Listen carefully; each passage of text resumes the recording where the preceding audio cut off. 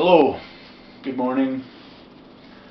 Today I'm going to be talking about the speed of sound, not particularly in science and the sound barrier and all that stuff, because all we know the sound barrier on Mars would be different than the sound barrier here on Earth. I'm trying to come to an understanding that in order for light to happen, it has to come from some sound origin, or some origin. It might be material, it might be immaterial, I don't know what it is, but it comes from an origin of sound. So when you look at the sun, if you were to record the sound of the sun, it would probably be very loud. So in order for light to happen, it has to come from a sound origin. I'll give a couple examples of in culture where how sound comes before light.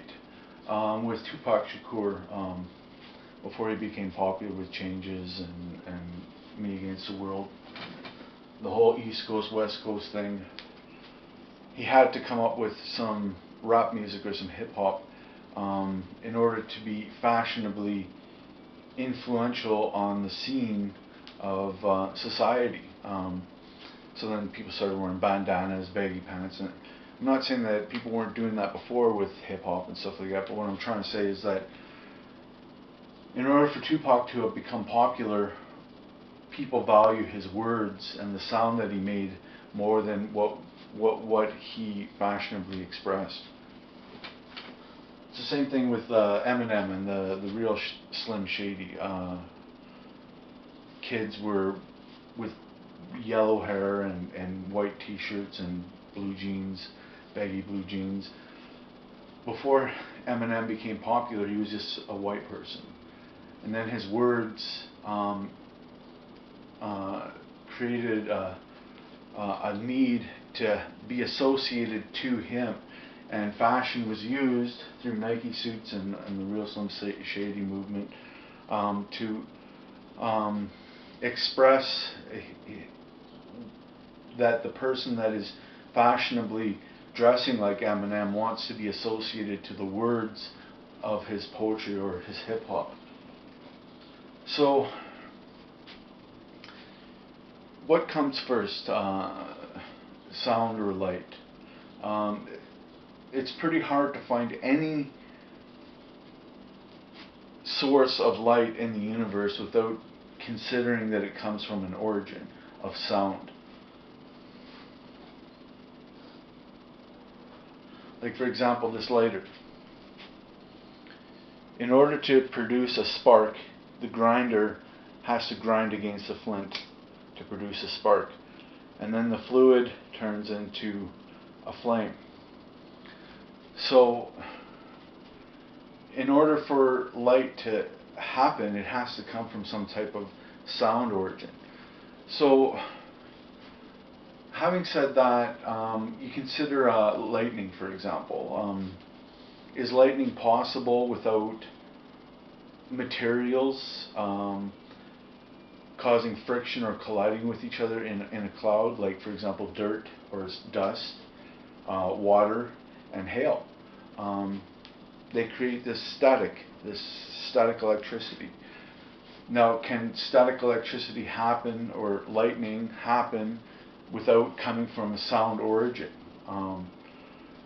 So, what I'm trying to express is that I'm not going religious here, but in the beginning God said, "Let there be light." So wherever the Word of God is, light will be there. So the couch in my living room, I identify it.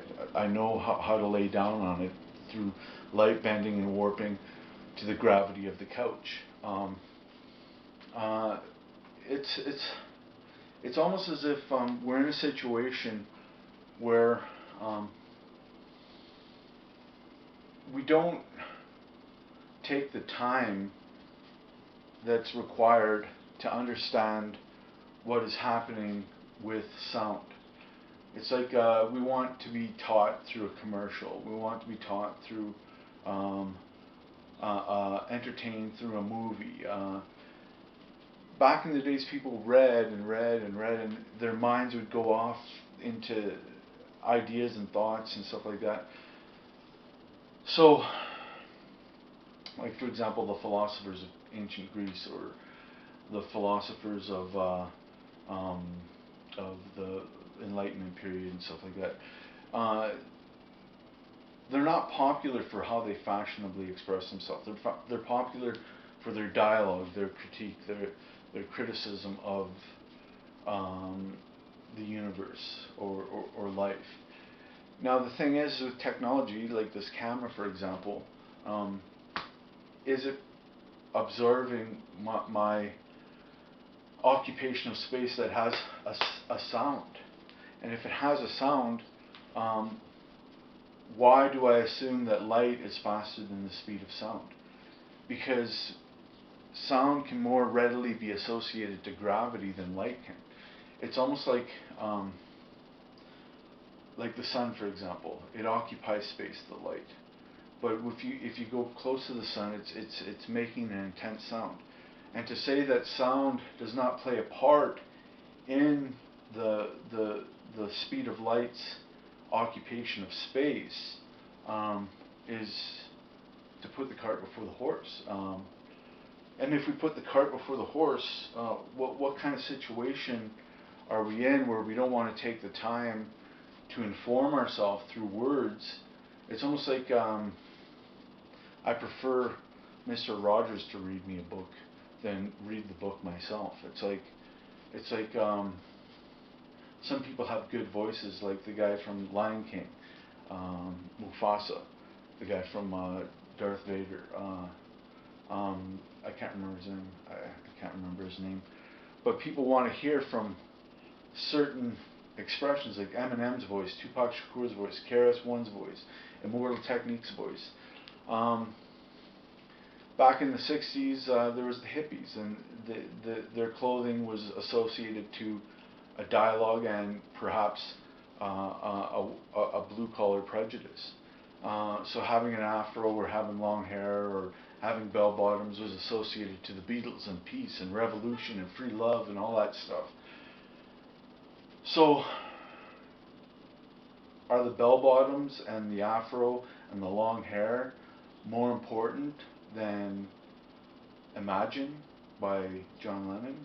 Is that more important than is the fashion of John Lennon more important than the words of John Lennon, or Bob Dylan, or Janis Joplin, or Jimi Hendrix? Is the fashion more important than the words? So all I'm trying to say is that it seems to me that in this situation of being entertained or informed by snippets of light through commercialism and stuff like that, we're in a situation where we don't want to take the time to understand things because we don't like the sound of our own voice in our own head. And it's almost like in order to get out of yourself, it has to be involved in light. So instead of me being comfortable within myself and feeling my feelings and having an inner dialogue with myself and a conversation with myself and communicating with myself through literature, through spoken word. So as long as we continue to assume that light is the fastest thing in the universe, we will always be in a situation where people will be afraid to talk because they're more interested in how they're seen rather than what they have to say. Now, I'm not saying everybody is like this, but what I'm trying to say is that it's like if you're fashionable, if you're trendy, if you're this, then you get to have a voice. But then there's some people that are introverts that are fashionable and trendy that don't have a voice, and they're content with just being fashionable and trendy. So here we are in a situation where Trump, Justin Trudeau, Putin, um, the dictator of North Korea, um, what they have to say is not as important as seeing Trump shake hands with Putin. So seeing Trump shake hands with Putin is more important than what Trump actually has to say. And it's like there's a war of words, like Damian Marley and Welcome to Jamrock. Word wars. We're in a war of words right now because we don't know how to deal with how we're presented as a collective humanity in the light. So with Eminem, you like his music, you might dress like him. With Tupac, you like his music, you might dress like him. We're in a situation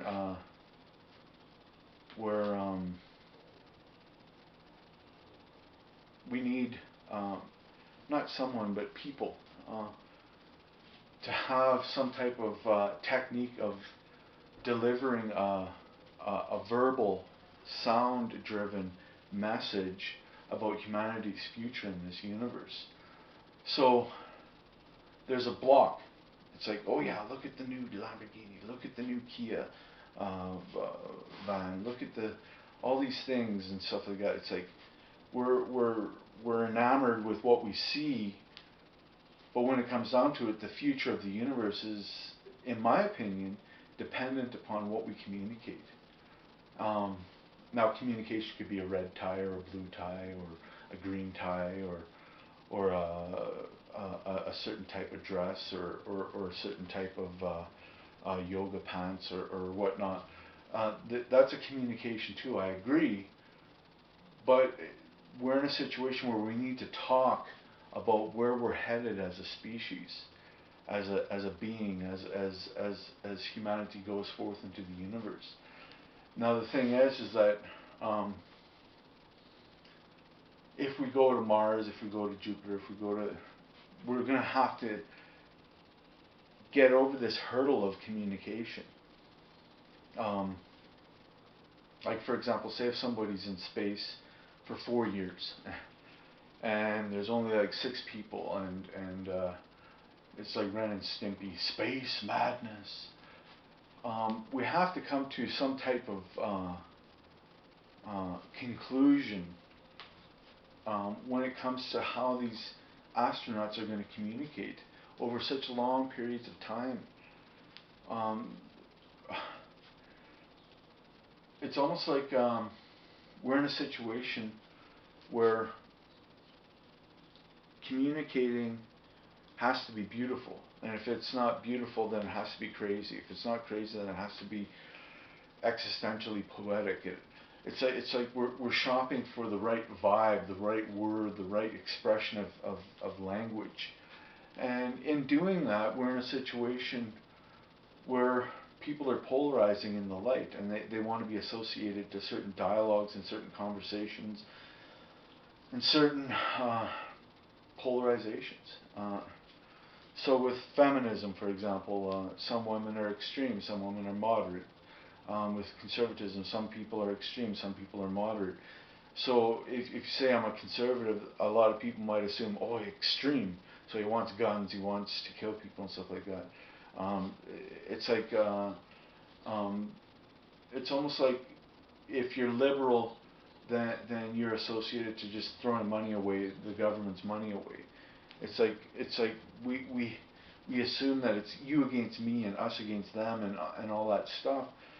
When it comes down to it, the thing that even though fashion plays a part in being a liberal and being a Democrat and being a conservative and being a liberal, sure there might not be any uniforms yet. But when it comes down to it, a lot of people ask the question, well, do you like Justin Trudeau? Do you like President Trump? So as long as we continue to not take the time to get to know each other, I'm going to say something here that might be a little controversial, but I was in a ceremony with a sweat lodge, and in the sweat lodge it's completely dark. There's no light, and everybody is praying. And the leader, or the ceremonial leader, said something. He said, "We are all equal in here." So humanity compares the aesthetics of what's seen in the light to what is desirable, what is acceptable, what is expressible, what should be anointed with power and influence and direction. And it's like a really tall, good-looking Sikh, or a really tall, good-looking football player. Or it's like heroes. It's like we have these heroes and heroes and heroes, and the hero has something to say, like Achilles or Hercules or Kokopelli or whatnot. And the thing is that we look at the image of Hercules and we think, I want to be like Hercules. So instead of listening to the message of Hercules, we look at the image of Hercules. And in doing that, we don't have the patience to get to know each other. And it's like I said in a previous video, where an Ethiopian man was, he said, "In America I'm black." But if I take the time to get to know him, I'll find out that he's Ethiopian, he's part of this tribe, he's part of this tradition, this culture, and I get to know the person.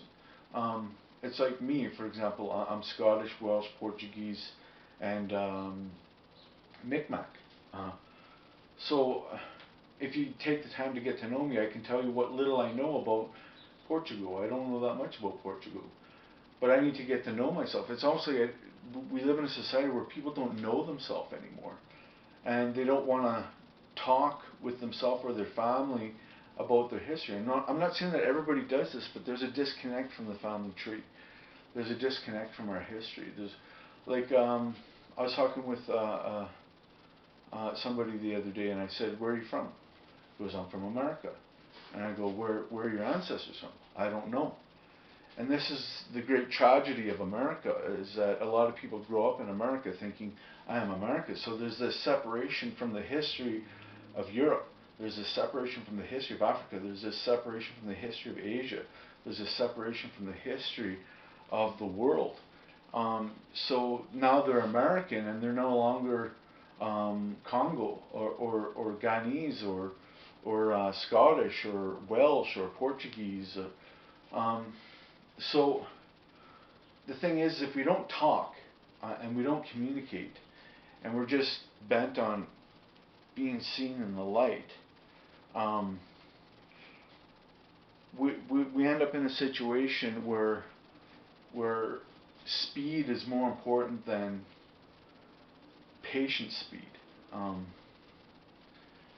So everything around us right now is making a sound. The sun makes a sound. The moon makes a sound. If I were to take a rock from Mars and bring it here and tap it on the table, it would make a sound. There is sound in the universe, or we wouldn't have radio telescopes. So, lightning. The particles bounce off each other and produce lightning. The flint of a lighter grinds against, produces a spark and produces a flame. The sun is making a sound right now. So what kind of situation proves that sound could possibly be as fast, if not faster, than the speed of light? Well, the evidence would show that in order for light to happen, it has to come from some source of sound, and we need to investigate that sound. We are through technology and stuff like that, but what I'm trying to say is that a way of thinking about it, we are in a situation where people will no longer want to talk. They want to be on their phones, and like people do want to talk, but it's like, how's the weather, or what do you do for work, or it's like, what about the universe? Like it's almost like we're disconnected from our own dream of going into space. It's like, oh, you believe that the end of the world is going to come, and everything is going to be new again, and all that stuff, and resurrection. So all I'm trying to say is that maybe sound is as fast, if not faster, than the speed of light. If you were underneath a cloud that was shooting lightning, the thunder and the lightning would happen at the same time than if you were at a distance from the cloud. So all I'm trying to say is that we need to consider sound. This video has been dedicated to the empowerment of the Red Road and keeping your home fires strong.